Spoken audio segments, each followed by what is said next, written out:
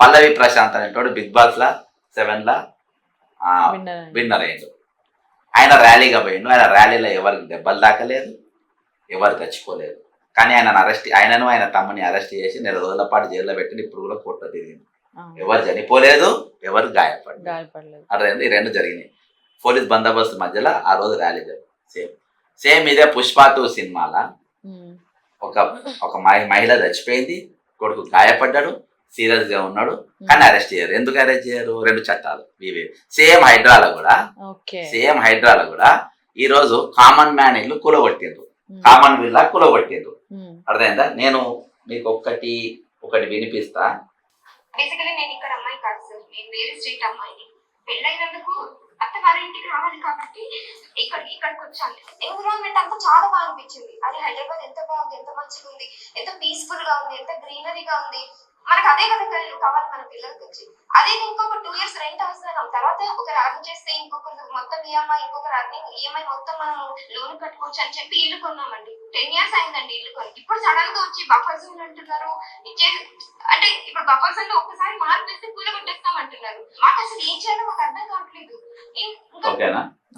ఇది ఒక middle class కి ఏముంటుంది లైఫ్ లో, ఒక ఇల్లు కట్టుకోవాలంటారు. వాళ్ళు ఇల్లు కట్టుకున్నారు, ఆ పైసలు ఈఎంఐ ఇయ్యాలా, ఆ ఇల్లు మీరు కూలగొట్టిన ఇంటికి వీళ్ళు ఈఎంఐ కడుతుంది. అంటే జీతంలో సగం మళ్ళీ బయట కిరాయి పైసలలో ఇంకా కొన్ని పైసలు కలిపి ఈఎంఐతో ఇల్లు కడుతుండ్రు బ్యాంకులో. ఎందుకంటే బ్యాంక్ వాడు 40 సంతకాలు పెట్టుకున్నాక లోన్ ఇస్తాడు. 40 సిగ్నేచర్స్, 40 సంతకాలు అంటే పగడ బందీగా చూస్తాడు. మున్సిపల్ చూస్తాడు, రిజిస్ట్రేషన్ చూస్తాడు, నీకు హెచ్ఎండిఏ లేఅవుట్ చూస్తాడు. ఇవన్నీ డాక్యుమెంట్లు చూసిన తర్వాత నీకు లోన్ ఇస్తాడు. అన్ని కరెక్షన్ ఉన్నప్పుడు అక్రమ నిర్మాణం ఎట్లయింది? నీ అక్రమ నిర్మాణం నువ్వు ఎట్లా ట్రేస్ ఓవర్ చేసినావు, ఎందుకు చేసినావు అంటే అతను మీకు ఫస్ట్ అవగాహన లేదు. రంగనాథ్ గారి కానీ రేవంత్ రెడ్డి గారి ఇద్దరికి దీనిపైన అవగాహన లేదు. అతను మేము ఎట్లా చేయాలి, ముందు క్యారీ ఫార్వర్డ్ దీన్ని ఎట్లా చేయాలి, ఏం లేదు.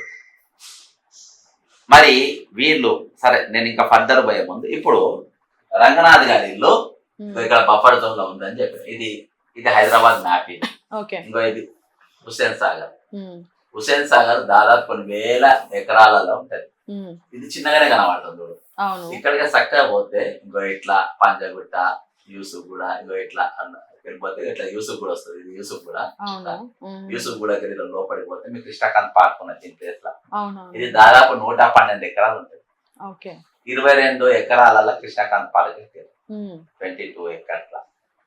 మరి మిగతా 90 ఎకరాలు ఎదిపోయింది. ఆ 90 ఎకరాలనే ఇవన్నీ